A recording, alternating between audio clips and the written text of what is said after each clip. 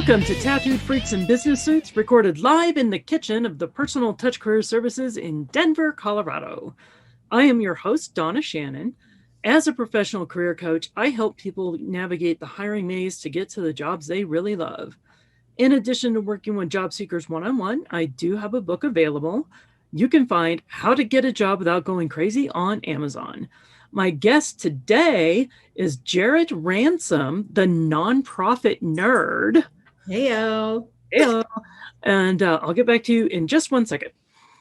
So our show's purpose is to explore and redefine the world of work, especially as Gen X, millennials, and those to come after seek positions of leadership that still allow them to be themselves.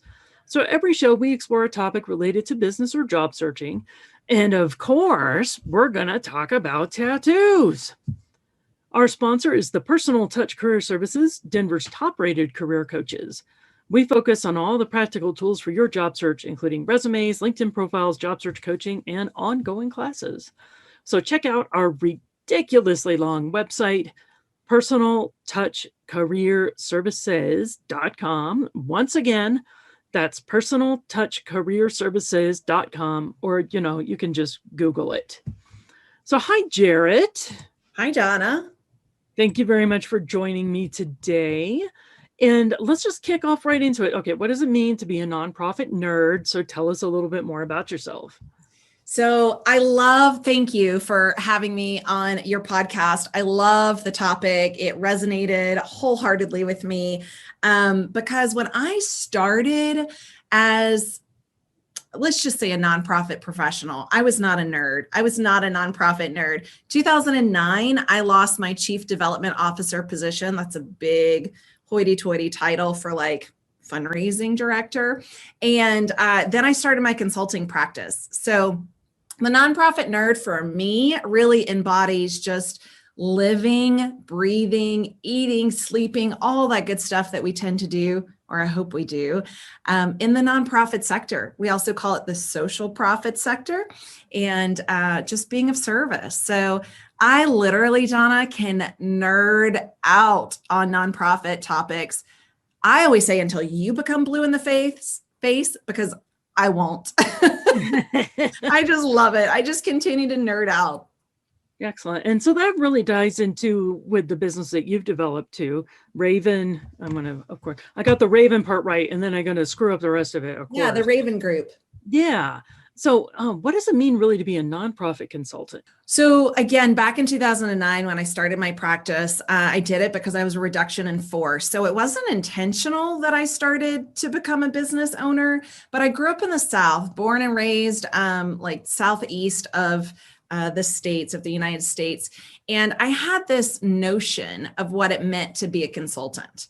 And that, to me, that notion, right, growing up in the South was a pearl necklace, really nice lipstick, pantyhose, closed-toed shoes.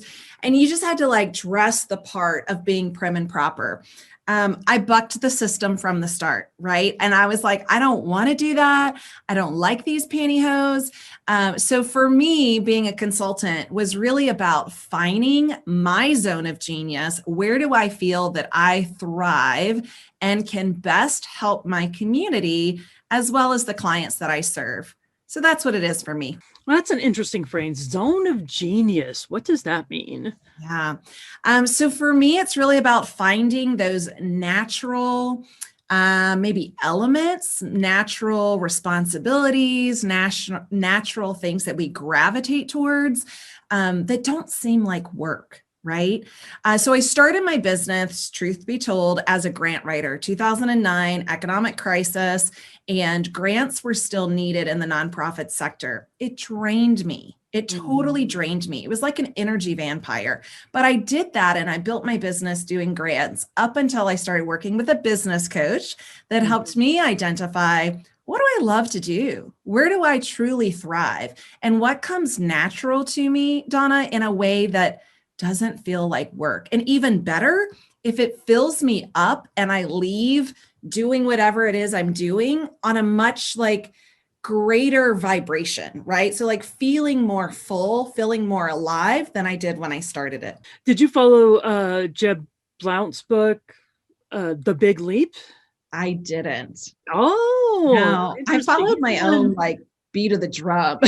Interesting. Interesting. Truth Because be I told, I'm not a recently, big reader. Like I've gotten into Audible. I've gotten into a couple of books that do capture, my interest, as well as podcasts like this one. But I'm sure that was a great book.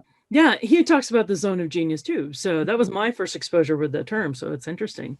So what really drove you to work with nonprofits in the first place? So I mentioned I grew up in the South, born in Georgia, raised in South Carolina. I grew up in a really small town. Like there was 115 people in my graduating class. That was a long time ago, and that's not quite the same as what my school looks like now. But I really appreciated people knowing who I was, right? Like knowing in me and my core, what makes me tick? What am I passionate about? What really, I don't know, sets me on fire. And I found that typically most nonprofits do have what I have found to be true in my reality is it's much more of an open culture of individuality and more of like a family atmosphere. So in the nonprofit world, as an employee, because again, now I'm a consultant, but as an employee, Donna, I really felt like the organizations knew me. They knew who Jarrett was. They knew what made me tick. They knew what lit me up. And they were like genuinely concerned and eager to support me. For somebody who's wanting to get into the nonprofit sector, what do you feel is the first step in kind of analyzing their own vision and values? And does that even really matter when going after a nonprofit job? I love that this question is coming up. Thank you for asking it, because the nonprofit sector is a large sector in our economic powerhouse, right? Like it is a big industry. There are 1.8 million nonprofits across the US. Now that's as we're recording today, but I'm sure that they're continuing to come and go, ebb and flow, right? But let's just say standard across the US, 1.8 million registered nonprofits. So we have options. We have options as to where we serve and where we work. So for instance, if you love animals, you might want to consider working in an animal rescue organization. If you really want to help in the human services, which might mean things like basic needs, food, clothing, shelter, maybe you want to help to alleviate hunger. That's another, key topic or key issue in your community that you might want to consider. But there's everything, right? There's arts. So there's cultural organizations and institutions. There's membership organizations, which are nonprofits like Chamber of Commerce. That's pretty familiar. Mm-hmm. So I always say, really find that thing that you're passionate about. So not necessarily your zone of genius, because that's how you want to show up and be of service, but find let's call it connection. Let's find that connection that really drives you at your core, maybe in your heart center, that pulls you to wanting to do more good. That doesn't sound grammatically correct, but you're wanting to do more good for your community. Right. I actually used to work at a nonprofit. Oh, so, cool. I was with the PBS station here in Denver. That's right. You mentioned that. And another great example, right? And so for me, I will say, Donna, I've typically done a lot of my 20 plus years of service in what I would consider human services. Now, I've also done youth leadership. I've done education. I've done a little bit of healthcare. But when I look at my entire client list from 2009, it's typically human services. But PBS, you said radio, public broadcast service, that's another great organization and nonprofit. Yeah, we did the TV stations. So, TV. Right. I remember, was it Big Bird that was always on PBS? Yeah, he's on Sesame Street too. Yeah. Well, of course, he's on Sesame Street with his friend Snuffleupagus. I haven't not seen Snuffleupagus in years. I think he had already been grandfathered out by the time I was working with him. And that's where the Elmo's World was the big part. So yes, subsection within there. Great PBS reference. Yeah, I love it. So here's a question. How would you say the difference really between an organization's vision and values versus company culture? Do they coincide, or is there a big difference between them? Great question. So I'm going to define vision as the purpose. right? Vision is the purpose of the organization, or I also use agency interchangeably when it comes to a nonprofit. Values help to guide decision making. So I think that, vision is the purpose and values really help to guide the decision making. But values, this is where it comes interchangeably, is also the core of the culture. Now, is that confusing or what? So really the culture to me is a collection of practices, right? So how do we practice who we are, what we do, the inclusion factor, diversity factor, everything that goes into our organization, these collection of practices make up the culture. I think it's really great to kind of explore these two things a little bit deeper, because having worked with job seekers who are vision driven themselves, wanted to work with nonprofits or with organizations that are giving back to their community, sometimes they kind of fooled themselves about the company culture, walked into negative company culture because they so desperately wanted to work with the vision as they saw it that the firm had. I agree. I agree. It happens, right? And the nonprofit sector, social profit sector, just because we are here to do good in the community doesn't mean that we're always doing good by our people or to our people. That's kind of a disruption statement. So apologize in advance, or actually a little post. But I do think it's really important, right, for us to know the culture of the organization. And I think there's great ways to do that. For one, I look at social media, what is being publicly shared, how timely, because I'm going to go back to, Black Lives Matters. And I hate to say go back to, because it's still a thing. I hope it always stays a thing, right? Like, I don't want it to go away. But if you recall, Donna, and now I cannot think of like when exactly the black squares came up on social media, in particular, like Instagram, it was almost, if an organization or a person or a leader or you name it did not post a black square, it was almost like, well, why not? Why aren't you making this statement? Right. So that, to me, I think, we can look at the public post, we can look at the public statements, but it's really got to go beyond that. And I think to do that is the conversation, maybe with the team, and just really digging into the culture. Because remember, we should be interviewing the organization just as much as they're interviewing us. Yeah, absolutely. Absolutely. So I like to say, keep your mind open, but not so open that your brains fall on the floor. Oh, that's good. And that's a really gruesome visual, but I like it. I told you I'm into horror, so there you go. Well, in Arizona, which is where I live, Donna, if our brains fell on the floor, they would be fried, right? Like literally, you remember those old commercials? This is your brain on drugs. And they fry the eggs in the pan. Yeah. Maybe I'm dating myself with my age, but but I remember that, these are your brains. These are your brains on drugs. And it's like, that's exactly, if our brains were to fall out in Arizona on the asphalt or the streets or you name it, fried eggs. Yep. Yeah. Well, sometimes too, you can get fried egg syndrome in an organization as well. Yeah. Because it can be, we've got a lot of things coming on. We're trying to really implement, we're trying to make the most out of every dollar that we get, because maybe donations were down due to COVID or whatever, the grant didn't come through.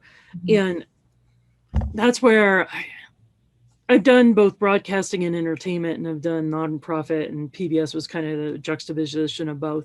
And sometimes both entertainment and nonprofits can be like, you're getting to work in your vision and passion, so we're going to pay you less than what a full on normal job would do. Do you ever see that too? Well, one, I love that you said full on normal job, because that's referencing that a nonprofit is not a full on normal job. Well, you know what I mean. Totally. No, I totally. And in fact, there's a great TED Talk by Dan Pallotta, and Dan also did a book, cannot think of the name right now, but Dan Pallotta, look him up. And so I am a huge proponent for us not only recruiting rockstar talent, but retaining rockstar talent. And we have to do that by showing up and being competitive in how we pay our staff, our leaders, our talent, right? And I'm going to say, pretty boldly, although I think in Denver, Colorado, it is a law that you have to state your salary requirements or your salary range when you post a job. That's not in Arizona.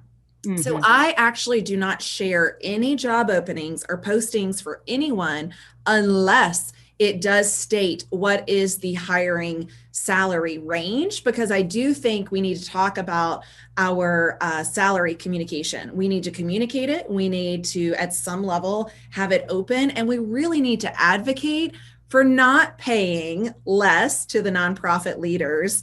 What was the term you said? For like a less than normal job would pay. Right, yeah, because you've given the luxury of working something that's your passion. Radio, for-profit radio, the qualification there is we're going to pay you less because we're going to give you concert tickets and baseball tickets and hockey tickets and T-shirts. Right. Yeah. How did that go over during the last year? Right. I mean, I don't know. I was 20 years ago when I had to do that. Yeah, but that was a perk that they couldn't promise on or couldn't deliver. Exactly. But you could work from home. So there you go. Yeah. All right. So we need to do better as a society. We need to do better. Yeah, I do agree. And sometimes we see, especially here in the Denver area, where the cost of living has increased so dramatically because of housing, and salary evaluations tends to lag behind that. So we've got a fight right now of salaries still being depressed, but it's starting to turn around as things open back up and the markets are getting hotter, and we're seeing salaries go back up to competitive ranges. And the whole thing, it was January 2021 that the Colorado law changed, where the job postings have to list the salary requirements, salary that they're offering, because it's all plays into fair hiring practices. I agree. And hopefully more states will gravitate towards that too. Yeah. So anyways, how can someone find these nonprofits to target for jobs? Okay, they figured out their vision, they figured out their own values. How do they make that match? So most states have United Ways, right? So they have like a United Way of Denver, United Way of Greater Phoenix. So you could reach into your United Way organization, reach out to them, or go on their website, and I can guarantee you there's some kind of mention of the organizations they serve. There is also in most states, and I want to say every state, but like I haven't checked them all. So there's an alliance of fill in the blank nonprofits. So in Arizona, the Alliance of Arizona Nonprofits. In Utah, the Alliance of Utah Nonprofits, guaranteed. There's a Alliance of Colorado Nonprofits, right? And so this is an alliance or an association, if you will, of collected nonprofits. So you can look there, you can see what they have on their website. Another, I don't know if it's a tip with the trade, but there's a charity watchdog platform, and it's called GuideStar. I think it was bought out by Candid. But if you still look up guidestar.org, GUIDESTAR.org, you can type in like, there's 9 main sectors within the nonprofit. So I mentioned a little bit earlier, like arts, culture, healthcare, education, human services. And you can do a search that way. It's free. GuideStar is free. And then there's also their public 990s, which is their tax documents that they have to submit to the IRS. So 1, you're seeing if this is a legit nonprofit. 2, you're seeing how much money or operating budget are they working with. 3, what are their services that they offer? They even go into like the programs. So as you start to identify like what is your zone of genius and how do you want to show up and be of service through your everyday job, I think GuideStar is a good place to go, in addition to the alliance of fill in the blank nonprofit within your state, and then United Ways. Right. Like CanPo is the one we have in Colorado Association of Nonprofit Organizations. And even on their website, there's jobs posted there that are not elsewhere because it's super cheap for the associations to post their jobs there, maybe even free. So they may be posting there and not paying for LinkedIn or for a premium listing on Indeed. So those are some great resources. I love the GuideStar tip. Great resources. And I was sharing with you earlier, Donna, I've done since March of last year, a live national webcast. Well, today our guest talked to us about networking, right? Like networking for jobs, in particular in the nonprofit sector. LinkedIn was a big go-to. right? Like that's a great place to just share and let it be known that you're looking to be connected with a nonprofit. Now, if you are already hired full-time somewhere and you don't want it to be known that you're looking for a job, you can do that in a suave way, right? And just say, hey, I'm looking to be connected with a not-for-profit or a nonprofit or a social profit that serves X, Y, and Z, community in this way. And it's a great way to do it too. Excellent. So, how about the one thing we always want to know? Are there some clear red flags that a job seeker should consider? Well, yes, I do think so. And unfortunately, like I have ignored a lot of red flags in my life and my career. In fact, today I was talking to someone and saying, I think I saw the red flags. In fact, I know I did. I picked them up, I sewed them together, and I made a really comfy, cozy blanket. Like guilty, right? I hope I'm not the only one that's done that. But I think, again, it goes back to probing. So when you have your interview or you're talking with the organizations about maybe even volunteering, right? Ask open-ended questions, see how they answer. Ask multiple people the same questions, see how they answer, right? Is it consistent? Are they transparent? Are they willing to communicate about what we had talked about, their vision, their values, their culture? See if you're able to talk to some of the staff, even the staff that's maybe not in the interview process, and just kind of like, feel it out. And that's why I say these probing, open-ended questions. It's really important. I think it's really important. But for me, I look for things like financial stability. Mm-hmm. If I take this job or take them as a client, right? Are they financially stable? Now, I mentioned earlier in the podcast, Donna, about Guide Star. So again, you can look up their 990. It's not always going to be the current year, but maybe a previous year. But that will give you a bit of a litmus test of how financially stable is this nonprofit. So you can look at that. The other thing is culture, right? Like, what are they doing when it comes to Jedi work, which is not just, a fun sci-fi, but it's justice, equity, diversity, and inclusion. What are they doing? And what steps are they taking right now to practice their own Jedi work? There's so many ways, I think, where we can ask questions and just be open-minded. Again, don't let your eggs fall out, but Right. Open-minded to know, like, hey, how are they addressing some of this? What is your retention rate, right? What is your employee retention rate? That could be a huge red flag. Mm-hmm. Yeah, absolutely. So, yeah, some of the red flags I like to look at too is how are they treating you in the interview process itself? Yeah. But I think that's really important with nonprofits. And I just keep going back to a friend of mine who was like getting a job in December and things like this. And there were some clear red flags with this one organization that she kept interviewing with. And they got her all the way up to the point where they made a job offer. And then she said, well, I have to have some very minor surgery. Can I put my start date as 1 week later than what you want? Which was the week before Christmas. And they were also trying to get her to quit her current job so that she could start with them right away. So that's a red flag that they're not respecting the 2-week professional barrier. And then when she said, oh, I have this surgery, they rescinded the job offer. Ooh, yeah, icky. You don't want to work with them. Because, they said, well, what if you have complications or something like this? And I'm like, the HR heart in me is going, that's illegal. That's technically illegal. That's right. Especially because it had nothing to do with the performance of the duties of the job. And my friends all like begging me, what can I do to get the job offer back? And I go, you don't. You run away. I don't care if you think that this is your right place because you love their vision, because you love their mission. I tell you, their company culture is awful because they've treated you like dirt through this entire process. Run away. Yeah, great point. I'm so sorry to hear that. But here's one thing that was great. What happened was great is she found another nonprofit organization in her small community, this was Pueblo, Colorado, so it's a small town. Mm-hmm. Found something, same vision, same mission, a little bit more expanded services. They just suddenly had somebody leave. So she was just doing some networking calls and got in touch with the executive director. Person was like, I haven't even posted this job yet because I was going to wait until after Christmas, but you know what? Let's talk.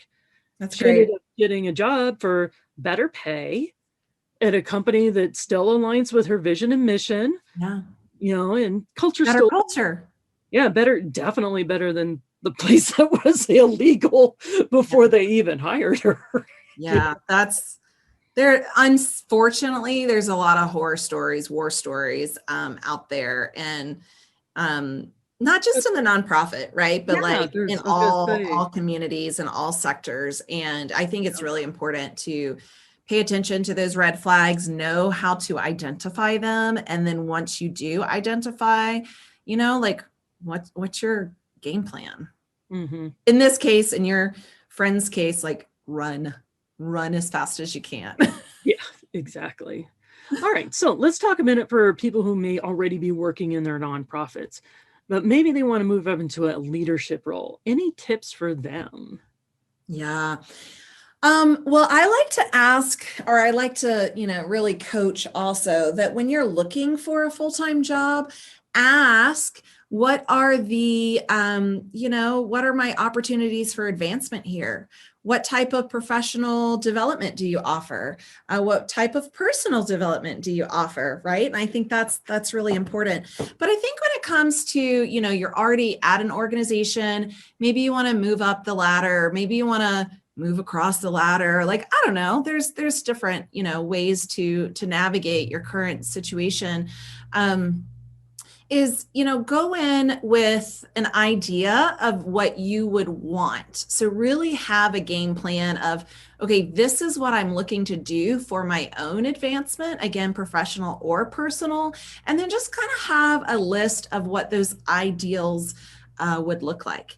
Is it more pay? I'm going to tell you one thing in our sector, in the nonprofit sector, is titles. Titles are super sexy, and titles are like, like they're really important to people. So if you don't get the pay, but maybe you're looking for a different title to help advance your career in the future, maybe that's something that you go in for a negotiation conversation of. Right now, post pandemics, and I say plural, right? Because I feel like we did the global virus, which I know we're still in, social unrest, and the political divide. But there are so many opportunities right now for us to go back and negotiate with our current team, our current supervisors, what this might look like. Many of us, myself included, that's why I said us, like have kids at home that are in school. And so are you able to work from home more often than you did, BC before COVID? So I just think when it looks, when you're looking at your career, what you can do to negotiate, even if you're currently hired, right, at your not-for-profit, go in with a list of what you would like to have and see what that conversation looks like. Sounds good. Sounds good. So now we get to one of my favorite parts of the show where we get to talk about the tattoo of the day. Yay. So Jarrett, do you have a tattoo? I do. I have multiple. Oh, yay. I know. Is this when I get to like share what they are? Yes. So my first one, I was 18, freshman in college. Believe it or not, in South Carolina, it was illegal to have tattoo salons, parlors at some point. So my freshman year of college, I will totally out myself. I was 96, 97. So this was the age of that, right? I wasn't that. That was 1996, 1997, obviously.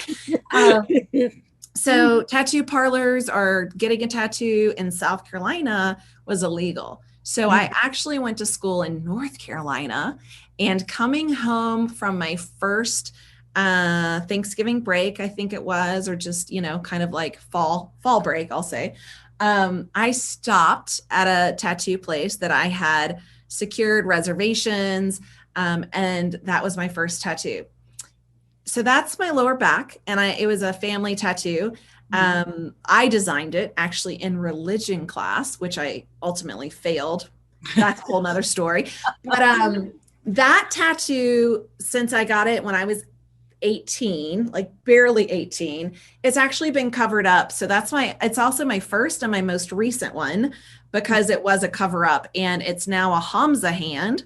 But I took my son, who's 10 now, several years ago, had the artist who I wrote down his name specifically for you, Victor Figueroa at IF Tattoo Studio in Arizona, copied my son's hand, gave him another thumb, because if you're familiar with Hamza hands, they have two thumbs on each side. And I had him trace the hand, and then I was like, oh, that's still too big. Can you make it smaller? So we pretended like my son was 4 instead of 7 when we traced his hand. And so now that is my most recent tattoo. Awesome. That's very cool. So how can people get a hold of you, Jarrett? Well, I hope that they do, because even when it comes to networking, I love being a service. First and foremost, my website. So therayvangroup.com. That's THERAY, V as in Victor, AN as in Nancy, group.com. Super weird. But like you said, Donna, you also have a really long, freakishly ridiculous URL. So therayvangroup.com. But I'm also known as the Nonprofit Nerd, right? AKA Nonprofit Nerd. So you can find me on Instagram, Pinterest. You can find me on LinkedIn. Again, Jarrett Ransom. I'm probably the only female Jarrett that you will find in this nation. So reach out to me. I always have time for a phone call. Would love to be of service for any of you that are looking to either enter the nonprofit sector or advance in the nonprofit sector. I love what I do, and I would love to help you love what you do. Excellent. Well, thank you very much for your time. I really, really appreciate it. As my producer always reminds me, if you like what you've heard here, give us a follow, give us a like, maybe even a comment. If you didn't like what you heard here, keep it to yourself. The world is mean enough, so we don't need more negativity. Amen to that. Right? My name is Donna Shannon. My company is personaltouchcareerservices.com. And you can find me on all the socials too. Thanks again for your time, and we'll catch y'all later.